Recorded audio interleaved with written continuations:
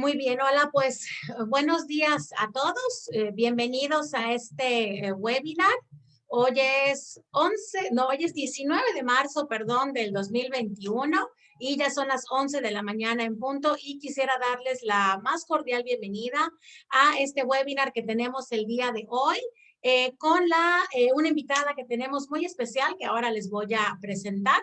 La realidad es que para nosotros desde la Secretaría de Salud de Yucatán pues tenemos el firme compromiso, ¿no?, de seguir haciendo estas transmisiones porque pues evidentemente estamos muy contentos de que muchos profesionales de la salud, mucho público general pues ha encontrado en estos webinars también un lugar simplemente pues donde actualizarse, ¿no?, donde conocer algunos temas, donde poder de alguna manera pues mantenerse en contacto con estas capacitaciones que a lo mejor por cuestiones de pandemia pues no hemos podido tener con la frecuencia que quisiéramos y por supuesto pues hemos encontrado un espacio maravilloso para que el público general pues también pueda escuchar diferentes temas de salud. También para nosotros es muy importante, ¿verdad?, ofrecer este espacio a todos los profesionales de la salud que como la doctora que tendremos el día de hoy pues tenga investigaciones, ¿verdad?, tenga artículos, ¿no?, interesantes, nuevos conocimientos que pues quisiera compartir con todos nosotros. Entonces, pues la verdad es que para nosotros pues es un gusto el poder estar hoy con ustedes el día de hoy y traerles este webinar. Les voy a presentar con mucho gusto para el webinar del día de hoy a la doctora Gabriela Gutiérrez Salmeán, quien ya se encuentra con nosotros y me voy a permitir nada más leerles una reseña de la doctora para que ustedes puedan conocerla y de alguna manera, pues, si así lo gustan, ¿verdad?, también tener contacto con ella. La doctora Gabriela Gutiérrez Salmeán, ella es licenciada en Nutrición y Ciencia de los Alimentos, es maestra en Ciencias de la Salud con especialidad en Investigación Clínica y doctora en Investigación en Medicina. Cuenta con varios diplomados, entre los que se encuentran metodologías activas y docencia. La doctora Gabriela Gutiérrez es investigadora y docente en pre y posgrado en la Facultad de Ciencias de la Salud de la Universidad Anáhuac de México y encabeza la coordinación del doctorado en Ciencias de Nutrición en la Universidad Anáhuac de México. También imparte clases en la maestría en Salud Pública de la Universidad del Ejército y la Fuerza Aérea Mexicanas. Recientemente se incorporó al claustro académico en la licenciatura en Nutrición de la Universidad Autónoma del Estado de México. También la doctora es miembro del Sistema Nacional de Investigadores Nivel 1, ha participado como evaluadora en programas nacionales de posgrado de calidad del CONACYT, así como de los candidatos del Programa Nacional de Servicio Social en Investigación. También es consultora científica de empresas enfocadas al desarrollo de nutracéuticos como Believe LLC y Globales. La doctora es autora de 57 artículos científicos, un libro, 18 capítulos en libros, más de 20 trabajos libres en congresos nacionales e internacionales, más de 30 ponencias en eventos y congresos nacionales e internacionales y ha participado como revisor de revistas internacionales. Ha sido sinodal en más de 20 exámenes de maestría y doctorado y ha dirigido una tesis de licenciatura, 10 de maestría y 5 de doctorado. Así que, por supuesto que la doctora Gabriela es totalmente bienvenida aquí a la Secretaría de Salud de Yucatán y estamos muy agradecidos con ella de que pueda estar aquí hoy para compartir con nosotros, pues seguramente también un tema que le apasiona y que pues definitivamente estamos atentos, ¿no?, a escuchar sobre este tema. De manera personal yo le comentaba que no tenía el gusto de escuchar acerca de este tema y estoy segurísima de que vamos a aprender muchísimo en el webinar del día de hoy. Les recuerdo que el webinar se queda grabado en las redes sociales de la Secretaría de Salud de Yucatán. Quien quiera verlo, compartirlo, por supuesto, siéntanse con la confianza. Al contrario, para nosotros es muy bueno que nos ayuden a transmitir estos conocimientos y quien quiera la grabación también del webinar, con mucho gusto, aquí en la parte de la publicación, les acabo de dejar el correo de la Dirección de Nutrición, así que ustedes pueden escribir ahí y con mucho gusto les hacemos llegar el video de la grabación. Así que pues doctora, no le robo más su tiempo, es de usted el auditorio, es usted el webinar para que pueda comenzar su presentación. Muchas gracias, maestra Fajardo, por la presentación. Por supuesto, muchas gracias por la invitación y también a la maestra Gaby Martínez, quien nos hizo favor de conectarnos. Como siempre, tiene todo mi agradecimiento y reconocimiento. Y bueno, sí, como decía la maestra Fajardo, les voy a presentar a manera, digamos, un poco teórica, la parte de las propiedades biofuncionales de la morera blanca, pero sí creo que, como decía Eliana, me parece muy importante resaltar esta parte de que los profesionales de la salud hagamos investigación, porque a pesar de que estemos inmersos en la clínica, el realizar la investigación como tal nos abre un panorama totalmente diferente, nos permite integrar y pensar, digamos, como en red, no nada más lineal, y además nos permite precisamente comprobar la ciencia, ¿no?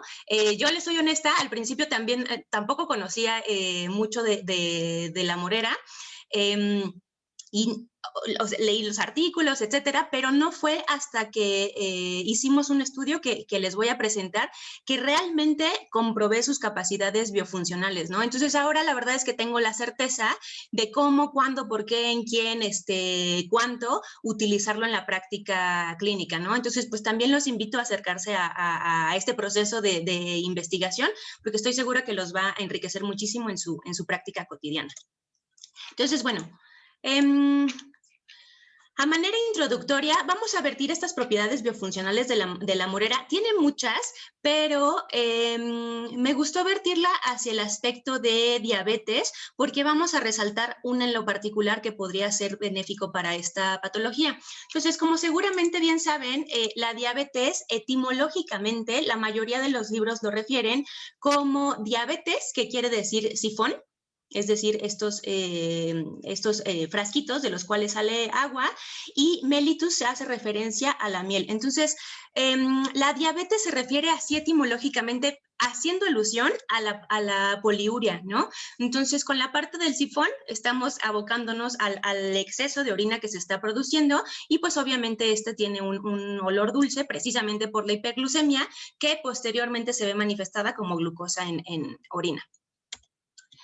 Ahora, sabemos que ahora ya en aspectos clínicos, sabemos que la diabetes es un espectro de manifestaciones clínicas, no es solamente una enfermedad, sino un conjunto de alteraciones clínicas y metabólicas, que por lo que se caracteriza precisamente es por la presencia de hiperglucemia en el paciente.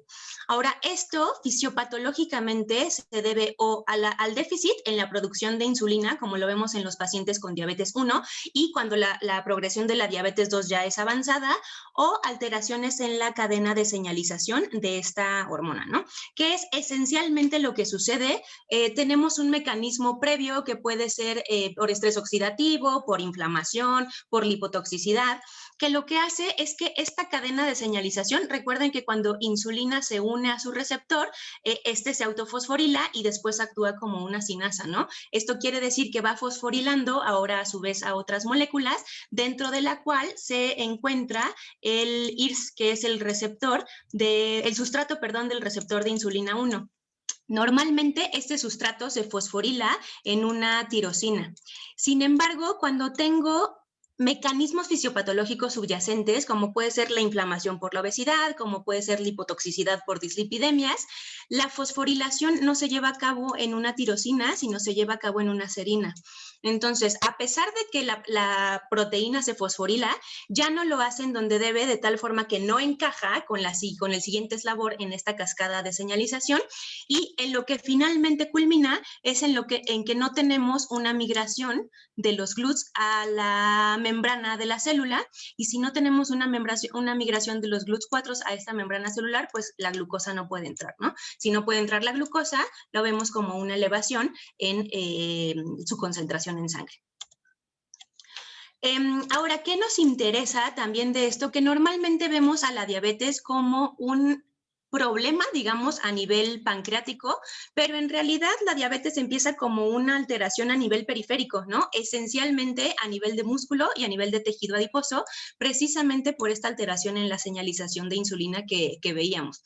Eventualmente, cuando la diabetes va progresando, estamos hablando de la diabetes 2, ya tengo una disminución en la secreción de insulina, una disminución en la masa pancreática, pero otra vez, ser muy reiterativo, iniciamos con una patología periférica, ¿no?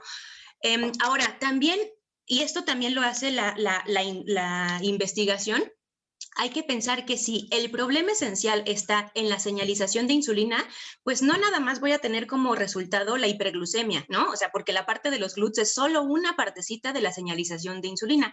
Voy a tener como resultado también, por ejemplo, alteraciones en el metabolismo de lípidos, ¿no? La resistencia a la insulina se asocia a hiperlipidemia. ¿Por qué? Porque a nivel de tejido adiposo, la insulina antagoniza a la lipólisis.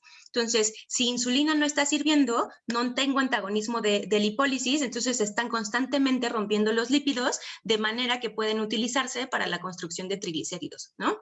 Insulina, ustedes saben también que es un antagónico hormonal de la gluconeogénesis, ¿no? Si no nos sirve a nivel hepático, entonces no podemos frenar esta ruta metabólica y esto contribuye aún más a su elevación en sangre.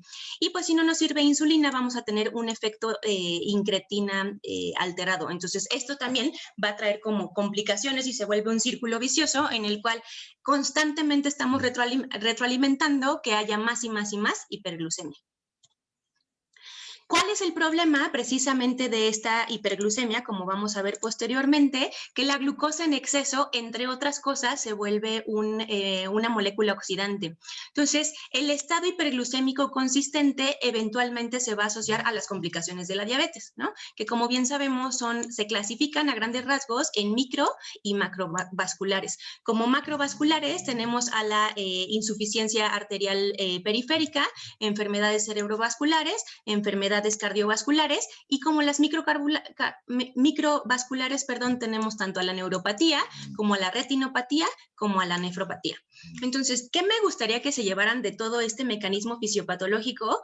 Que al final, dentro de los problemas en términos bioquímicos que nos están resultando en las complicaciones, es este incremento en la glucosa sérica, ¿no? Por lo tanto, este incremento en la glucosa sérica es un área de oportunidad terapéutica para tanto farmacológica como, por supuesto, en términos de estilo de vida.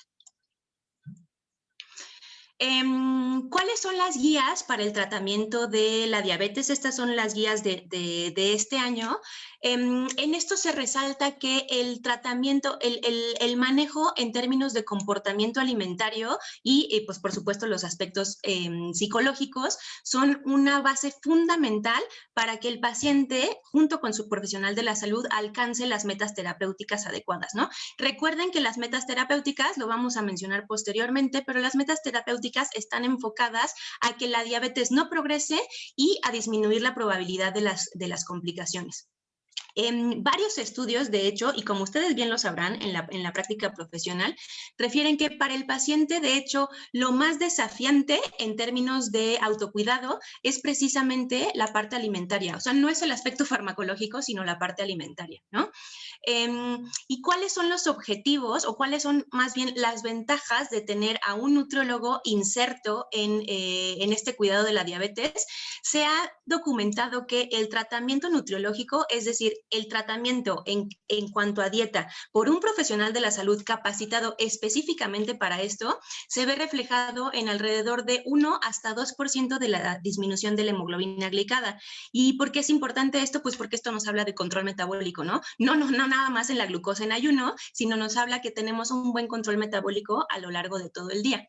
Incluso esta reducción se ve sostenida cuando el paciente hace uso de fármacos. Entonces, pues ciertamente es la terapia farmacológica, pero como ustedes bien lo saben, siempre tenemos la base de cambios en el estilo de vida.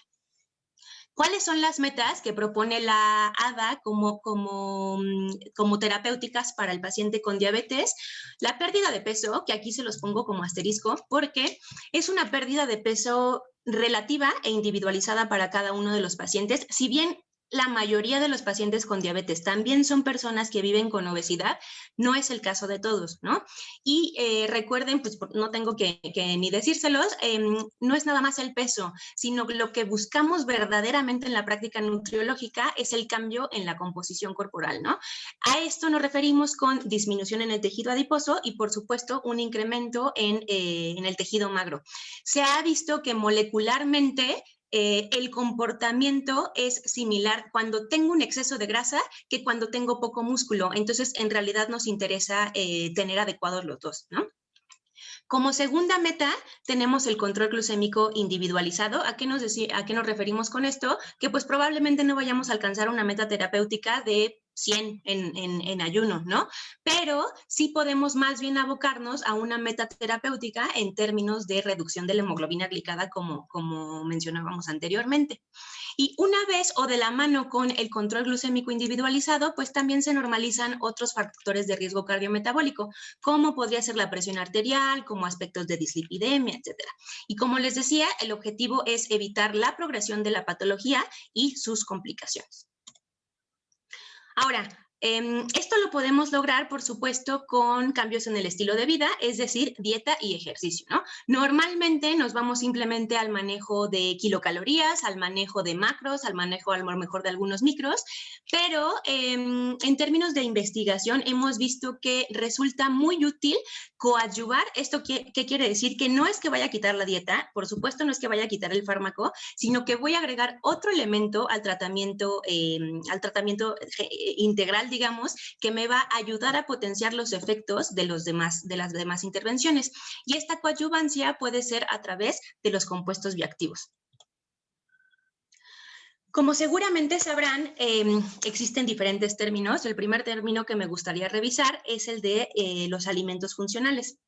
Un alimento funcional se define como un alimento que aporta, además de sus beneficios nutrimentales per se, es decir, que me aporta vitaminas, que me aporta hidratos de carbono, que me aporta ciertos lípidos, además de esto, tiene ciertas moléculas que se comportan de forma bioactiva. ¿A qué nos referimos con forma bioactiva? A que interactúan con algún receptor o con alguna otra molécula endógena y dan como resultado alteraciones en la función celular. Ejemplos de alimentos funcionales, pues por supuesto es el cacao, ¿no? El cacao tiene ciertos bioactivos que modulan rutas metabólicas. Tenemos, pues por supuesto, la morera, como lo vamos a ver posteriormente. Tenemos incluso, podría ser el yogurt, que tiene a los probióticos, ¿no? Entonces, estos bioactivos son específicamente los fitoquímicos. Los fitoquímicos son las moléculas en las plantas que exhiben bioactividad. Ejemplo, en cacao podríamos tener a los flavonoides, catequinas, por ejemplo. En la morera, como vamos a ver, tenemos, entre otras cosas, antocianinas y en el que nos vamos a enfocar, que es en el DNJ. Y los nutracéuticos es cuando yo extraigo estas moléculas bioactivas en una matriz no alimenticia. Entonces, como nutracéuticos tenemos, por ejemplo, encapsulados de extractos, tenemos, por ejemplo, las malteadas, podemos hacerlo como una bebida. El chiste es que en esta presentación farmacológica, el bioactivo está presente en mayor concentración en comparación como lo tendríamos en el alimento per se. Ahora, esta propuesta que nos hacen en términos de intervención alimentaria, como pueden ver, para el tratamiento de la diabetes se propone una dieta estilo mediterráneo. Ahora, yo les más bien les hago la propuesta, la reflexión de no tiene que ser en nuestro país, no tiene que ser una dieta totalmente mediterránea, sino nos referimos a conceptos nutriológicos a conceptos bioactivos mediterráneos, ¿no? Entonces, a lo mejor no tenemos forzosamente que meter salmón, a lo mejor no forzosamente tenemos que meter vino tinto, pero lo que sí es que podemos tropicalizar esta dieta, por ejemplo, con dieta de la milpa, ¿no? Podemos tropicalizar esta dieta para entonces obtener los beneficios de los bioactivos de una dieta de patrón mediterráneo. ¿A qué nos referimos? Por ejemplo, a los ácidos grasos monoinsaturados. Si en la Mediterránea los tengo a través del aceite de oliva, pues aquí a lo mejor lo puedo tener a través del aguacate, a través de las semillas de calabaza. Un consumo de polifenoles adecuado, pues aquí lo veíamos, ¿no? Por ejemplo, como el cacao, los terpenoides, los esteroles, altas cantidades de fibra. Y fíjense cómo este modelo propone el uso o la incorporación de otros alimentos con componentes herbales, como lo vamos a ver con la morera. Ejemplo, ellos proponen el uso de tés, ¿no? Que también lo podemos hacer con las hojas de la morera, proponen el uso de cafés, pero no por el componente, obviamente, de líquido, sino por estos componentes bioactivos que se disuelven en el líquido, ¿no? De tal forma que llegan al organismo e interactúan con las rutas metabólicas pertinentes. Pues por supuesto esto siempre viene acompañado de actividad física, ¿no? Ahora, como les decía, dentro de estos bioactivos tenemos a la morera blanca. Ay. La morera es una especie de árbol, es una especie de árbol, ahorita se los voy a mostrar, es una especie de árbol que pertenece al género Morus de la familia de las moráceas. Entonces, esta familia, por lo que se caracteriza, pues es por la producción del fruto en forma de moras, ¿no? Estas plantas son nativas de Asia y ahí es donde se cultivan con mayor frecuencia o en mayor volumen. Sin embargo, también se han, después de la colonia, que de hecho alrededor de esta época fue donde se trajeron a nuestro país, se tropicalizaron también en Latinoamérica y de hecho en México, en San Luis Potosí, se localiza el Centro Nacional de Sericultura. La sericultura se refiere al cultivo precisamente de árboles de morera. Ahora, la morera se caracteriza por, como ven, tenemos toda esta familia y tenemos estas especies, ¿no? Nosotros con la que hemos estudiado es esta especie de Morus alba. Esta se caracteriza por tener, pues, precisamente frutos de esta coloración. Los frutos son comestibles, nada más que los frutos blancos son más insípidos que los frutos, por ejemplo, de la morera nigrans o de la morera también meso, ¿no? Entonces, estos tienen más sabor. Los componentes bioactivos a los que nos vamos a enfocar en esta sesión no vienen como tal de los frutos. Esto no quiere decir que no los tengan. De hecho, tienen un alto contenido de flavonoides, de antocianinas, de otros polifenoles, pero nos vamos a enfocar a un componente que está presente en la mayor medida en las hojas de esta planta. La morera, en términos un poco de historia, la morera se empezó a utilizar porque es el único alimento, la hoja en lo particular, es el único alimento para los gusanos de seda, ¿no? Entonces, pues justo también por eso su cultivo proliferaba en Asia. Ven que ahí también, de hecho, teníamos la ruta de la seda, ¿no?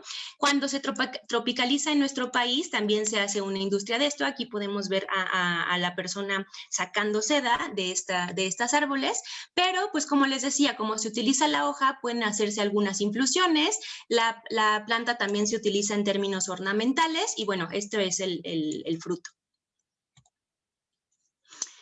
Dentro de la farmacología o dentro de los principios activos de este árbol, como pueden ver, sí tenemos las frutas, tenemos de hecho el tallo se utiliza también como fuente de bioactivos, pero el follaje o en las hojas se caracteriza por tener compuestos con una actividad antioxidante, antimicrobiana, citotóxica, antidiabética, inhibidores de alfa-glucosidasa, antihiperlipemiante, antiaterosclerótica, antiobesagénico, cardioprotectiva y potenciador de la función cognitiva. Entonces, como pueden ver, tiene propiedades muy, muy amplias. No es nada más la hoja de la morera, que por supuesto es el tema de hoy, pero gran parte de los alimentos funcionales comparten estas funciones, ¿no? A la que nos vamos a abocar en esta sesión es a la parte antidiabética, específicamente a aquella que habla sobre la inhibición de las glucosidasas.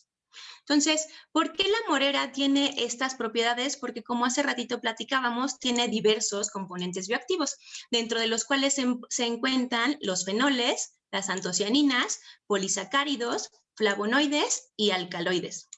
Dentro de los alcaloides se destaca este componente que es la 1-desoxinohirimicina. Tiene esta estructura. Entonces, me gustaría que la viéramos, porque precisamente se va a vincular con sus acciones. Parte de estudiar investigación es que nos vamos literal hasta la molécula, ¿no? Y entonces cuando empezamos a conocer las moléculas, empezamos a entender, de hecho, el porqué de muchas de las reacciones o muchos de los efectos químicos que vemos, clínicos, que vemos ya como tal en el paciente. Entonces, esta molécula, de hecho, es un aminoazúcar.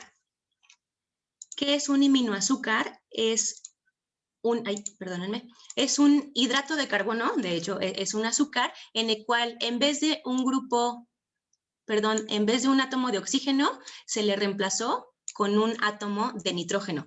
Pero si ven, de hecho, DNJ, de donde viene, es precisamente de la glucosa, ¿no? Entonces, esencialmente a través de una serie de pasos que no lo vamos a ver, esto puede suceder tanto en plantas como en microorganismos. Entonces, lo que sucede en las plantas es todas estas reacciones que, como ven, empezamos de hecho por glucólisis y finalmente terminamos esencialmente con la misma molécula, pero cambiamos, como les digo, este enlace hacia oxígeno, lo cambiamos por nitrógeno.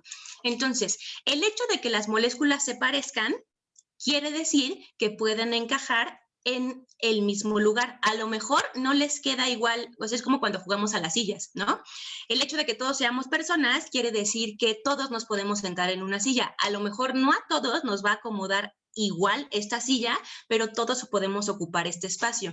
Y el hecho de que ocupemos este espacio quiere decir que otros, en este caso otros azúcares, no lo están ocupando. Entonces, aterrizando el DNJ a la diabetes. Como les decía, DNJ en realidad tiene muchas propiedades.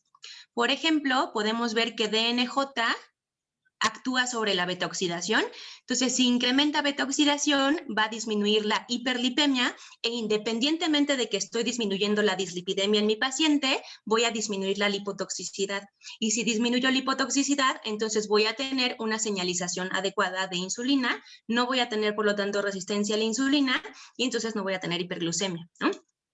DNJ, por ejemplo, también favorece la migración, no nada más de los GLUT2, porque estos ya están insertos en las membranas, pero favorece la migración independiente a insulina de los GLUT4, de tal forma que incrementa la captación de glucosa.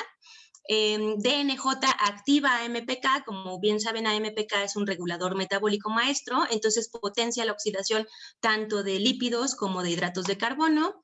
DNJ, por ejemplo, disminuye la apoptosis, lo cual es benéfico si estamos hablando de las células betas pancreática, porque entonces el paciente no va a perder masa pancreática.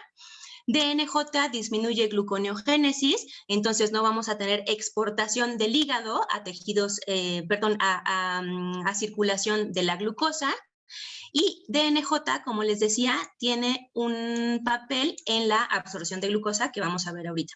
Entonces, en términos sumativos, el uso de DNJ nos va a dar como resultado una mejor glicemia y, por lo tanto, un mejor manejo de insulina. ¿Por qué es importante también el manejo de insulina? Porque recuerden que la hiperinsulinemia también tiene consecuencias deleterias, ¿no? Por ejemplo, la insulina hace que incremente la actividad o incremente la reabsorción de sodio a nivel de túbulos renales.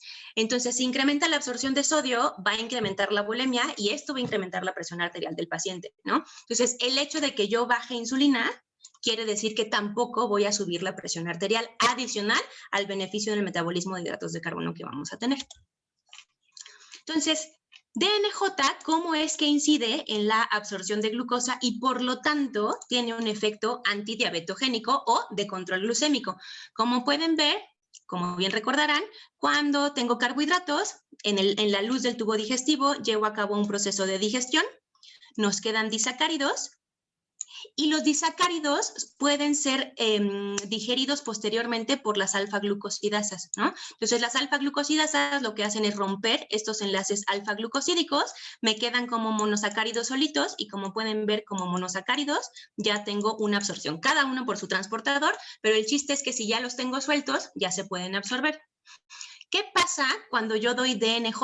DNJ, ¿se acuerdan que habíamos dicho que se parece a la glucosa, ¿no? Entonces, fíjense cómo aquí, vamos a decir que tenemos dos glucosas. Entonces, tenemos dos círculos. Aquí tenemos a lo mejor una glucosa y imagínense que tenemos a nuestro DNJ. Entonces, como se parece, se pega a esta misma enzima, a la alfa-glucosidasa, y lo que sucede es que entonces no deja que los hidratos de carbono de la dieta se peguen para ser digeridos, no son digeridos y por lo tanto no pueden entrar.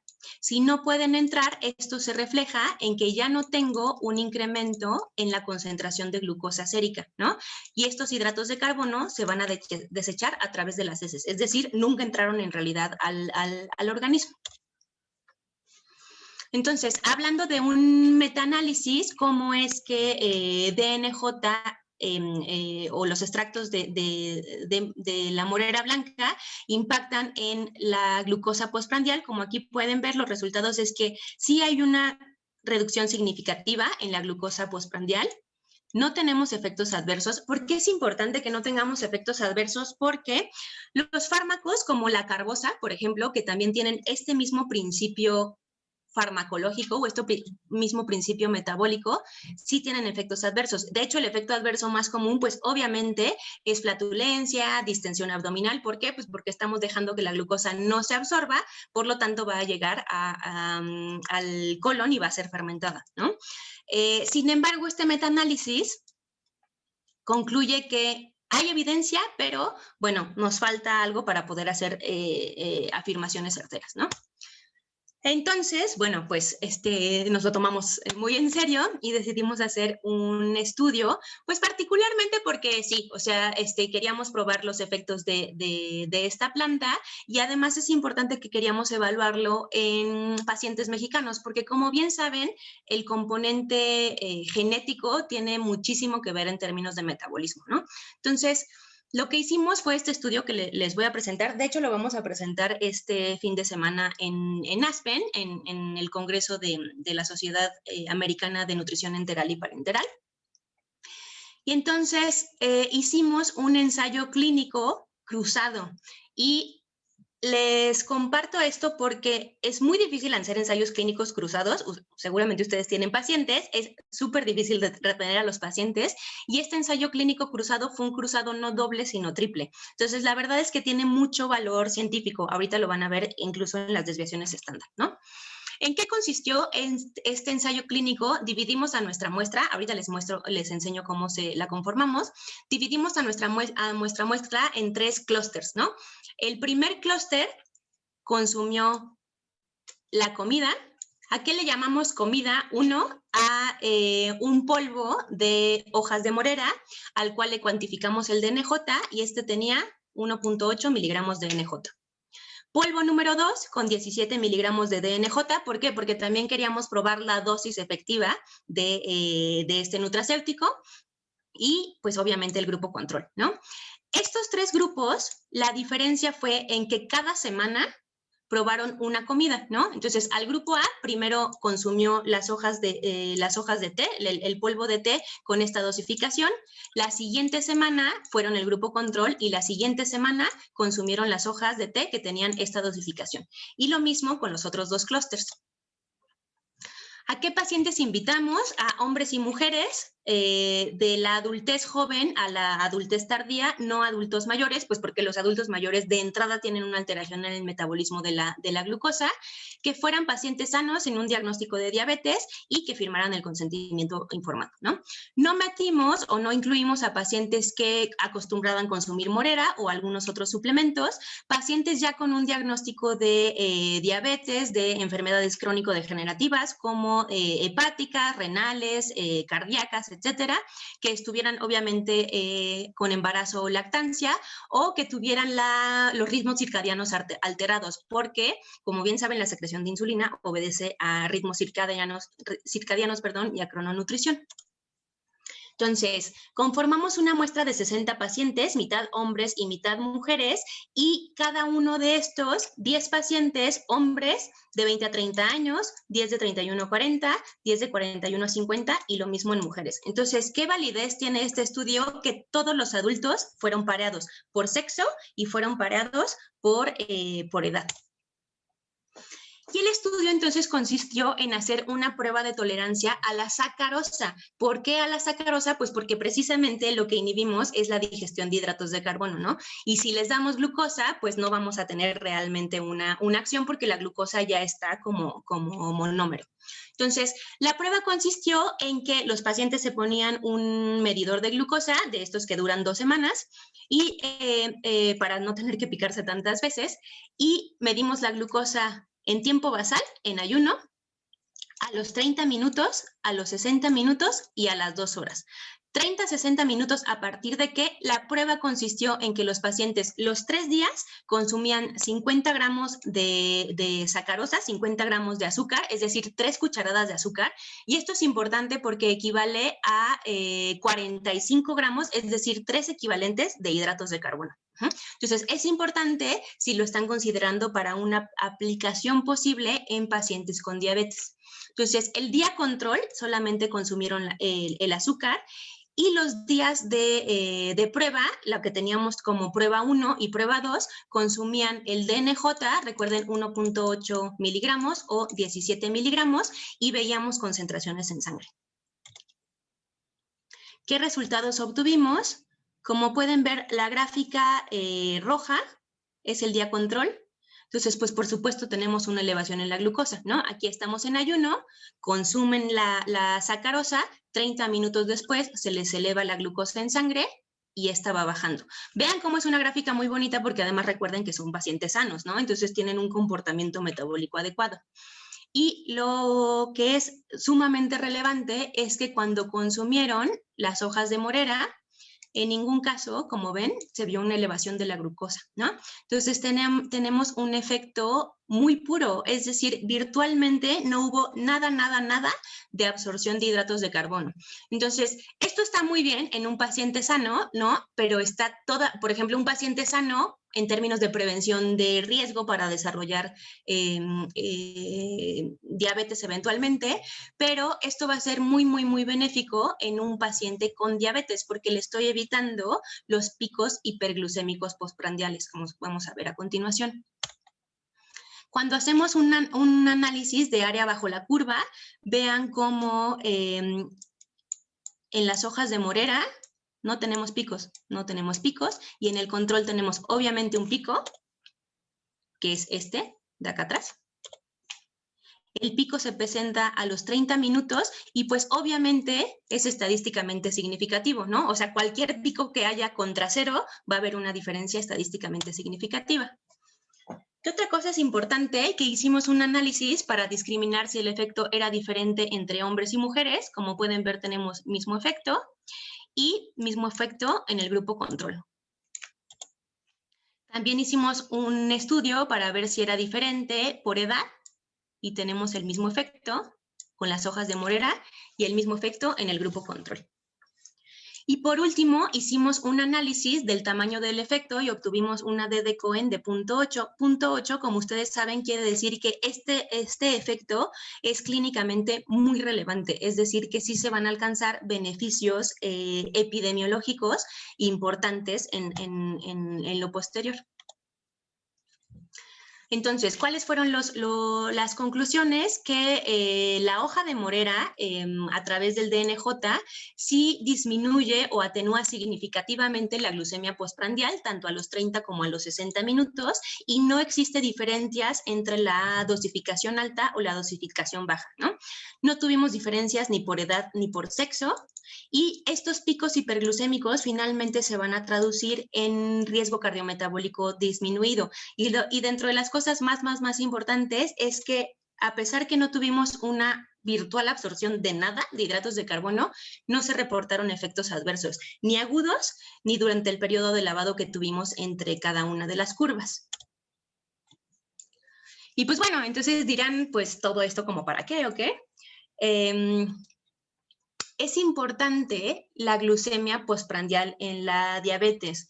¿Por qué? Porque como ustedes bien saben, la modulación del metabolismo postprandial, de hecho, es de las primeras cosas que se altera aún antes de desarrollar o de tener un diagnóstico como tal de diabetes, ¿no?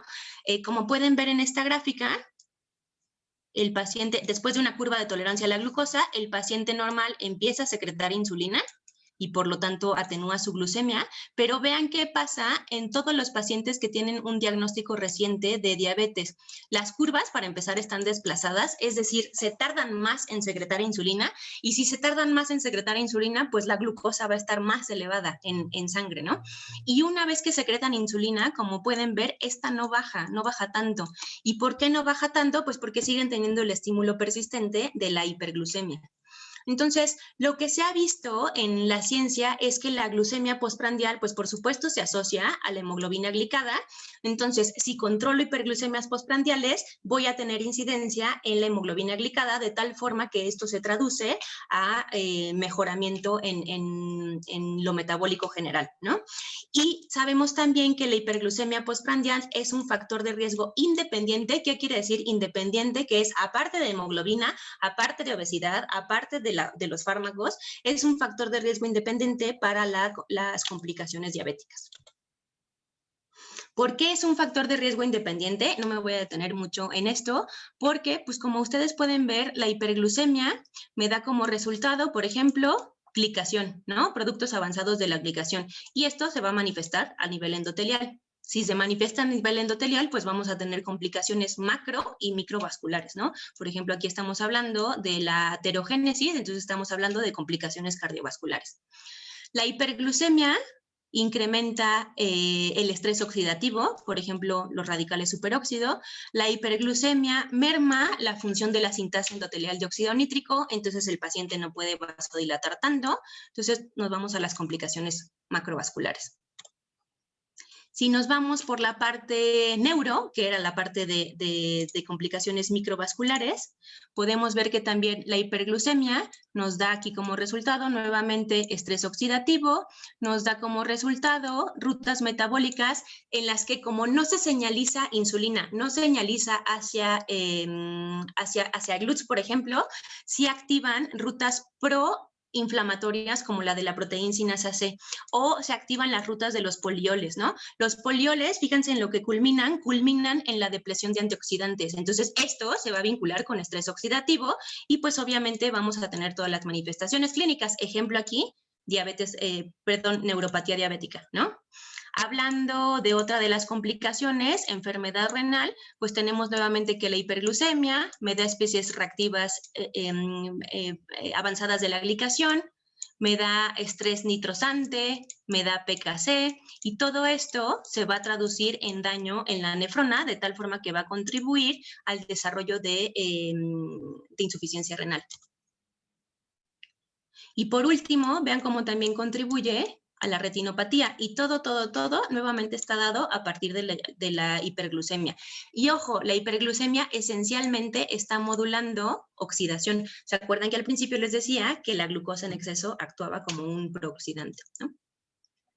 Entonces, de hecho, tenemos estudios desde hace tiempo, incluso es del 2009, en el cual nos señalan la importancia del metabolismo postprandial de la glucosa.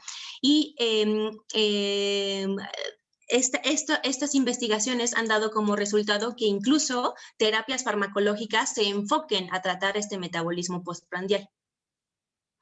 Entonces, lo que me gustaría dejarles como reflexión final es que, pues sí podemos tener los fármacos de forma adecuada, podemos tener los cambios en el estilo de vida, es decir, dieta y ejercicio, pero finalmente el uso o la incorporación de alimentos funcionales y o nutracéuticos a estos estilos de vida, probablemente como actúan en coadyuvancia, nos van a dar un mejor control metabólico en nuestros pacientes y por lo tanto nos van a dar un menor riesgo de complicaciones.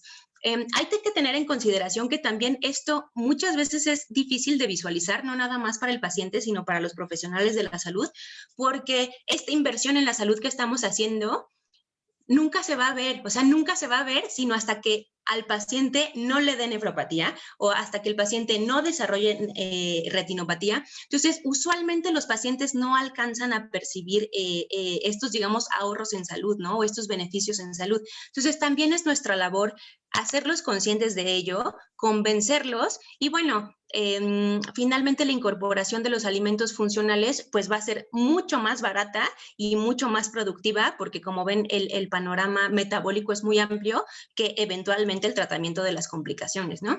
Entonces pues aquí como punto final les pongo que el tratamiento de la diabetes pues sí debe de ser integral como ya bien sabemos, ¿no? Siempre tenemos la terapia farmacológica, ¿por qué? Porque en este caso el riesgo es mayor que el beneficio, pero esta terapia farmacológica acompañado tanto de dieta como de ejercicio y de estos aspectos que normalmente no consideramos como no estrés, dormir adecuadamente, o sea, en realidad tener un tratamiento holístico en el cual, pues, por supuesto, también podemos integrar alimentos funcionales, alimentos nutracéuticos, como es el de la moneda blanca.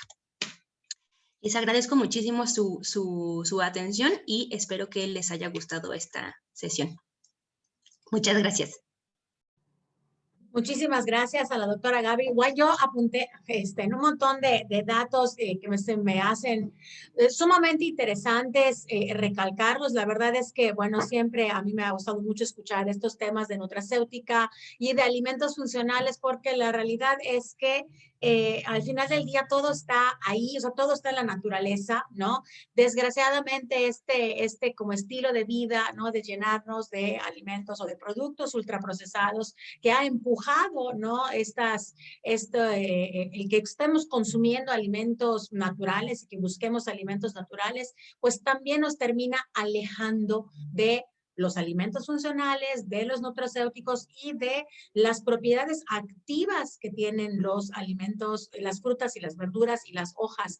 Creo que eso es algo bien importante, doctora, y que creo que no hemos resaltado en webinars anteriores, ¿no? Cómo las frutas y las verduras y sus hojas y sus productos, pues son alimentos vivos. O sea, al final del día son alimentos vivos, son alimentos que estaban conectados a una red finalmente, ¿no? Que les confiere propiedades que pues desgraciadamente por muy bonitos y por muy trabajados que veamos a los productos ultraprocesados, pues no las tienen, ¿no? Es totalmente cierto que se requiere mucha investigación. Es cierto que también en algunas ocasiones para alcanzar las dosis efectivas se requieren grandes cantidades y hay que hacer extractos, ¿no? Que podemos consumir a lo mejor en forma de una cápsula o en forma de un té, pero la realidad yo creo que es innegable, ¿no? Que mientras más trabajan los investigadores en buscar estas propiedades funcionales de los alimentos que nos da la naturaleza, las encontramos, ¿no? Yo creo que este compuesto, el DNJ, la verdad es que estas propiedades de mejora y de homeostasis a la insulina y a la glucosa, pues es algo que no podemos hacer a un lado, ¿no? No podemos negar que los efectos existen. Yo creo que estos webinars también son importantes para que estemos conscientes de que también tenemos que empezar un poco a abrir nuestra mente también a conocimientos nuevos, a prácticas nuevas. Y la realidad, doctora, es que lo que hemos estado usando, pues no está funcionando, ¿no? Los pacientes cada vez tienen peores controles de glucosa que manifiestan todo lo que usted nos acaba de decir en cuestiones de complicaciones macrovasculares, que son terribles, ¿no? Que a veces son las más visibles, ¿no? Y en complicaciones microvasculares, que terminan ocasionando una infinidad de gastos en salud a nivel macro, ¿no? A nivel de país, a nivel micro en las familias y que terminan afectando la calidad de vida de los pacientes, que al final del día, pues por eso se hacen estas investigaciones, porque de alguna manera todos estamos buscando cómo ayudar y cómo contribuir a que los pacientes tengan una mejor calidad de vida, ¿no? Entonces, yo me llevo muchos conocimientos nuevos, ¿verdad? Invito de verdad a todos los que nos escucharon, pues yo no sé si la palabra es curiosos, pero tenemos que ser curiosos, o sea, tenemos que de alguna manera despertar esa parte de investigar. Si no está en mi naturaleza, a lo mejor, ¿no? El tema de ser investigador, pues sí es importante escuchar estos foros, ¿no? Leer toda la gran cantidad de información que está surgiendo. Escuchaba yo en otro webinar anterior que este año de pandemia como que despertó esta parte de los investigadores y los investigadores se pusieron a escribir a lo mejor cosas que tenían de años atoradas y hay mucha investigación que va a salir 2020, 2021 que me parece que es sumamente importante que estemos abiertos a leerla, que estemos abiertos a aplicarla también y que de alguna manera pues estemos conscientes que en salud pues todos los días aprendemos algo nuevo, ¿no? Entonces yo creo que sí, tenía yo la curiosidad y luego lo tocó doctora el tema de los efectos secundarios, ¿no? Porque dije, bueno, si no absorbes la glucosa seguramente pueden haber ahí diarreas o flatulencias o algo que al final del día sea molesto, pero pues no, o sea, al menos no se ha encontrado efectos secundarios que de alguna manera sean importantes, ¿no? Exacto, y además pensarlo, justamente esto, porque yo también tenía, cuando hicimos el experimento, dije, bueno, pues a ver si no les da diarrea, pero incluso podríamos, por eso les digo que es bueno investigar para empezar a pensar integralmente, porque si esta glucosa no se está absorbiendo y se está fermentando, pues entonces últimamente va a actuar como probiótico, prebiótico a lo mejor, ¿no? Entonces vamos a tener en el largo plazo un beneficio integral, ¿no? Porque ahora vamos a tener mejor microbiota, esto nos va a llevar a mejor control glucémico. Entonces, pues sí, o sea, como mencionaba, ver a los nutracéuticos, ver a los alimentos funcionales como amigos, pero tampoco buscar esto como la cura mágica, ¿no? O sea, es un uso constante, es un uso porque además las dosis son bajas, que además no se va a ver de forma inmediata. Entonces, como tener esto en conciencia y transmitírselo, pues por supuesto a los pacientes, ¿no? Sí, ¿no? Y también creo que otro punto importante que tocabas, doctora, es el tema, por ejemplo, ¿no? Cuando hablamos de dieta mediterránea, que al final del día, y lo platicamos la semana pasada con el maestro Rafael que estuvo con nosotros, al final del día la dieta mediterránea es una dieta tradicional, ¿no? Y como dieta tradicional, comparte sus bondades con nuestras dietas tradicionales, como mencionabas, como la dieta de la milpa, ¿no?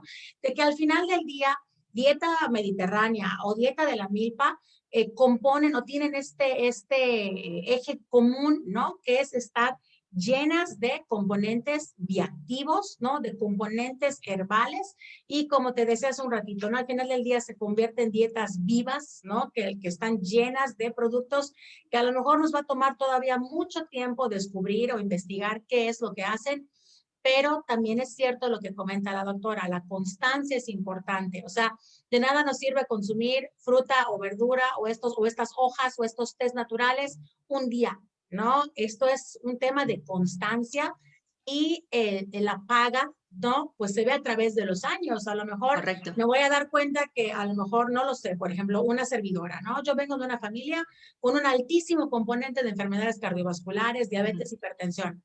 Y hoy, ¿no? Que tengo 43 años, pues no me han detectado hipertensión, no me han detectado diabetes, pero he tratado de llevar a lo largo de los años, ¿no? De alguna manera, pues esta constancia, ¿no? De consumir frutas y verduras, hacer ejercicio, no lo sé, ¿no? Entonces, a veces la paga no la vemos de inmediato, ¿no? A la semana de consumir frutas y verduras ya vemos los resultados, sino que estos resultados, pues nos van a tomar años y al final del día, ¿no? Si llegamos a lo mejor a los 60 o a los 65 con una enfermedad crónica o sin ninguna enfermedad crónica es cuando miras a ver y dices, bueno, ¿no? Finalmente, pues ahí estuvo el ahorro que a veces sentimos que no vemos, ¿no? El ahorro justo en salud, pues se ve a través de los años. Entonces, creo que ese es otro punto que también es sumamente importante, o sea, es la constancia. Las dosis son bajas porque además se considera que esto tenga que ser algo a muy largo plazo y no sé si estés de acuerdo, doctora, pero tampoco de nada sirve llenarnos y sobredosificarnos tampoco de suplementos que lo traigan de manera... No, y ¿no? De hecho, qué bueno que lo mencionas porque lo que hemos visto es que los fitoquímicos, de hecho, tienen una cinética, digamos, en términos de, como en curva de campana, ¿no? Entonces, si vamos subiendo de dosis, tal vez llegamos a un efecto tope y si seguimos subiendo la dosis, lo que ahora vemos es que se antagoniza, ¿no? Porque, y esto otra vez también lo da la investigación, porque por ejemplo, aquí estudiamos DNJ, ¿no? Pero o no sé, en otras investigaciones estudiamos epicatequina. Pero la realidad es que el cacao no solo tiene epicatequina y el cacao no me lo como solo, ¿no? O sea, y esto es justo lo que, a ver si después les mando un link. Hay un estudio, de hecho, de la dieta mediterránea. Me gusta mucho porque estudió efecto de la dieta mediterránea sobre los telómeros, ¿no? Entonces, de entrada es en el largo plazo. Pero estudiaron el efecto de cada uno de los componentes por separado y a la conclusión que se llega es que los componentes por separado no sirven. O sea, el punto del efecto de la dieta mediterránea es que es un efecto sinérgico, ¿no? Entonces, como decías, es que es el poquito de aceite de oliva más el poquito del polifenol del vino más el poquito de... Y esto es a lo largo de toda la vida, ¿no? Porque sabemos que la dieta es como por siempre jamás, ¿no? No, o sea, es un estilo de vida precisamente. Entonces, pues ir cambiando esta mentalidad y más que decidir, me voy a suplementar con esto, sino lo voy a incorporar a mi alimentación. Y ya, es eso, ¿no? Como la gráfica que presentábamos. Exacto, ¿no? Y no es, Ujú. no es echar a la borda, digo, pues de alguna manera, por ejemplo, ¿no? Un poquito tomando el ejemplo del vino y de esto, la dieta de la milpa nos pone estos famosos cuatro fantásticos, ¿no? Que es el chile, la calabaza, el frijol, ¿no? Es el chile, la calabaza, el frijol y el maíz, ¿no? Entonces, no es porque sepan rico juntos, bueno, definitivamente saben rico juntos, pero a lo largo de la vida, estos cuatro componentes componen precisamente compuestos bioactivos que funcionan maravillosamente bien cuando están juntos, ¿no? Seguramente de manera aislada, el maíz no tiene el mismo efecto, o la capsaicina del chile no tiene el mismo efecto, o la vitamina E, o sea, pero cuando funcionan de manera sinérgica es cuando vemos los resultados, ¿no? Entonces, la verdad es que qué bonito webinar, de verdad, qué padre, y pues ojalá que los quienes nos pudieron escuchar, pues de alguna manera tengan y les surja también esa curiosidad por buscar, por leer, la verdad es que ahorita tenemos acceso a mucha información. Vamos a aprender también a distinguir cuál es la información que sí nos sirve de la información a lo mejor que no es tan confiable, y seamos muy críticos de lo que leemos, hagamos muchas preguntas también y busquemos estos espacios también para escuchar estos conocimientos nuevos. Pues a mí sí me gustaría, doctora, compartirte y darte las gracias y compartirte pues este pequeño reconocimiento que me voy a asegurar de que te lo podamos hacer llegar a cargo de la Secretaría de Salud de Yucatán. Le hacemos un reconocimiento a la doctora Gabriela Gutiérrez Almeán por haber impartido a esta capacitación virtual a profesionales de la salud con el tema propiedades biofuncionales de la morera. Entonces, en nombre de todo el gobierno del estado, de la Secretaría de Salud de Yucatán, doctora, te agradecemos inmensamente que hayas compartido nosotros esta mañana con estos conocimientos que estoy segura que habrán dejado muchas preguntas y muchos cuestionamientos, pero sobre todo ojalá que hayan dejado la inquietud por aprender cosas nuevas. Y yo te quisiera pedir nada más que pues nos ayudaras a cerrar con un mensaje final. Muchas gracias, no, al contrario, muchas gracias por la invitación. Pues mi mensaje sería esto, ¿no? Los invito a reflexionar en su práctica clínica, qué es lo que pueden hacer en términos de investigación. No tiene que ser la gran investigación, sino nada más este proceso como de darme como de metacognición, ¿no? O sea, de darme cuenta por qué estoy prescribiendo o qué fundamentos científicos tengo para prescribir lo que prescribo, para indicar lo que indico y ver si realmente me está funcionando. Y si no me está funcionando, pues como decía la maestra Fajardo, abrirnos a nuevas perspectivas, pues porque la ciencia es así, ¿no? La ciencia es, siempre estamos cambiando y no detenernos, ¿no? Porque finalmente estamos, creo que en una época de grandes retos, epidemiológicos, pero todo se vincula al metabolismo, ¿no? Entonces, la verdad es que, pues sí, al final la salud de la población recae gran parte en nuestros brazos y pues mejor estar preparados en la medida de lo posible para ellos y pues continuar formándonos siempre, ¿no?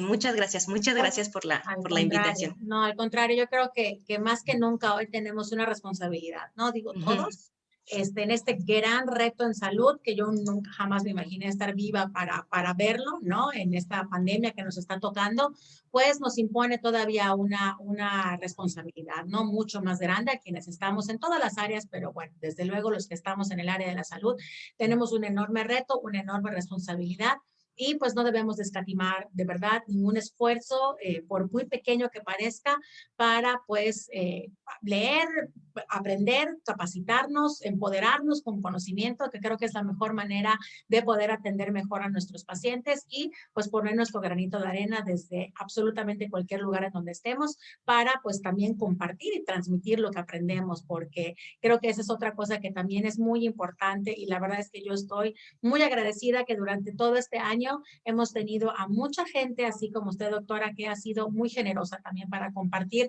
lo que aprenden, lo que saben, ¿verdad? Y pues para invitar también a quienes nos escuchan, pues para también seguir aprendiendo. Así que pues muchísimas gracias por estar el día de hoy. Hoy es el Día Mundial del Sueño, que creo que esa es otra parte que también es muy importante y me encantó que la mencionó en su webinar, como parte fundamental del tratamiento de la diabetes está el tema de salud mental, por supuesto, y también está el tema del sueño. Así que me parece que es muy importante que también tengamos estos tiempos de descanso, porque de nada nos sirve también llenarnos de bioactivos si estamos con 2 horas de sueño al día día y entonces, bueno, finalmente las células no pueden hacer su trabajo tranquilas. Así que, pues hoy es el Día Mundial del Sueño, así que pues procuremos descansar y también dar descanso a nuestros niños que pues también han estado teniendo un año bastante complicado con las clases en línea y a los estudiantes universitarios también. Así que, pues muchas gracias a todos. Nos vemos en los siguientes webinars y les dejo el correo electrónico de la Dirección de Nutrición. Si alguien quiere la grabación del webinar, con mucho gusto nos la puede solicitar y se las mandamos vía correo electrónico.